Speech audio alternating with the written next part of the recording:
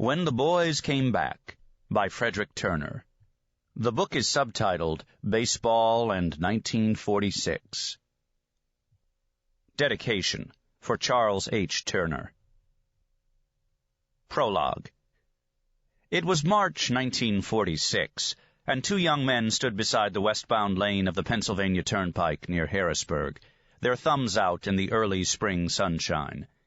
Inside their service duffel bags were their just-issued Navy discharge papers, and now, like thousands of other young men, they waited as patiently as they could for that next lift.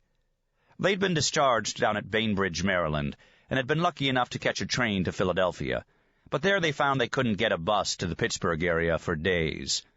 In the spring of 1946, the nation's public transportation system was impossibly overburdened with returning service personnel and with civilians, who, after almost 4 years of wartime restrictions, no longer had to explain to anyone why this trip was necessary.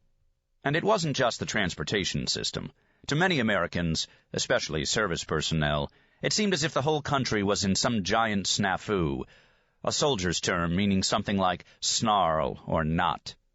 The war had been over since the previous August, and still tens of thousands of men and women, both here and abroad, awaited demobilization. Overseas, in fact, there had been some increasingly ugly incidents in which GIs registered their anger at the maddeningly slow process. In Europe, restless soldiers with too much time on their hands were beginning to commit violent crimes. After early January demonstrations in Paris, Frankfurt, Manila, Guam, and Calcutta, General Dwight D. Eisenhower ordered overseas commanders to expedite the return of all personnel not absolutely essential to the orderly transition to post-war routines.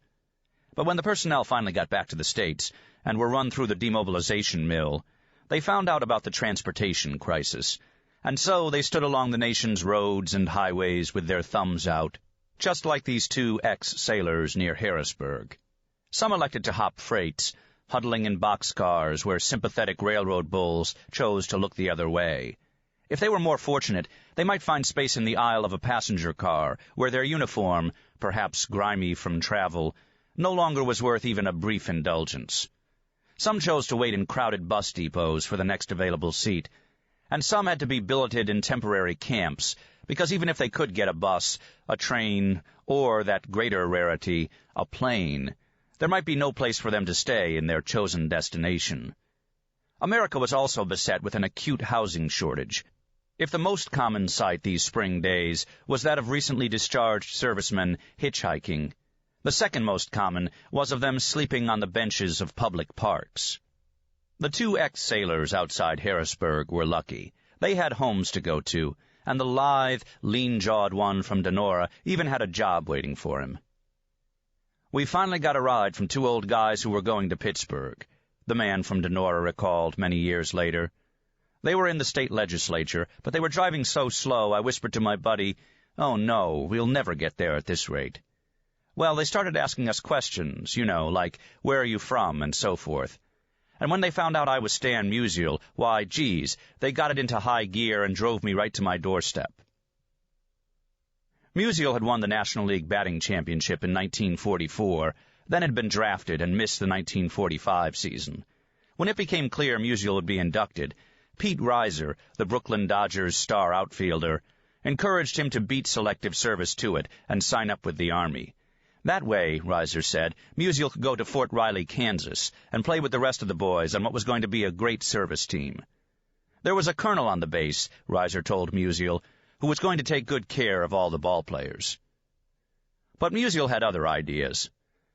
I told Pete, "Nah, I'm going into the Navy. I just like the Navy for some reason, the water and all. You know where a lot of those guys wound up who were at Fort Riley? At the Battle of the Bulge. They sent the whole unit over there, everybody. Harry Walker, Murray Dixon, all those guys. They were in some battles, I'll tell you, and I think Henry killed 22 guys or something like that. Al Brazel captured a division that was surrendering. I often think of that I could have gone with those guys, but they sent us to Hawaii. We had a lot of ballplayers down there in a very tough league." In Hawaii, Musial was attached to a ship repair unit at Pearl Harbor, where he ran a launch from shore out to the battle-damaged ships that came in, ferrying personnel from them back to port. 3 or 4 afternoons a week, he played baseball before stands packed with sailors. 10,000 every game. You know, he recalled, there were so many men around Hawaii, goddamn thousands and thousands of guys. So this was a good diversion for them. Seeing the condition of those ships and hearing the stories their crews told, Musial knew how lucky he'd been. Still, running the launch all morning, then trying to play afternoon baseball effectively before those big crowds, took its toll on him. Finally, he said, I told our officer that after bouncing around in that launch for 3 hours in the morning, when I got out there on the field in the afternoon, God, my legs were like rubber. So I tell him, Sir, I'm either going to play baseball on a regular basis or run the launch, because I can't be doing what I'm doing and do a good job playing baseball. Probably the sight of all those sailors with comparatively little to do convinced the officer that Stan Musial could be put to better use on the ball field than on a launch, and he transferred Musial to a special athletic unit where he became the equivalent of a phys ed instructor. With a substantial number of big leaguers and minor leaguers in Hawaii, the competition was good enough to keep Musial's skills sharp. But in the fall of 1945, his father fell dangerously ill in Denora and wasn't expected to live. The Navy cut Musial emergency leave orders, and after an agonizingly slow trip, he arrived home to find his father alive and recovering. Thereafter, Musial was assigned stateside duty in Philadelphia and Bainbridge until his March discharge. Back home again in Denora, he stayed only about a week before he packed his baseball gear, said goodbye to his wife and child and his parents, and caught a train to Florida. He had a job waiting for him as the left fielder of the St. Louis Cardinals, and he was late.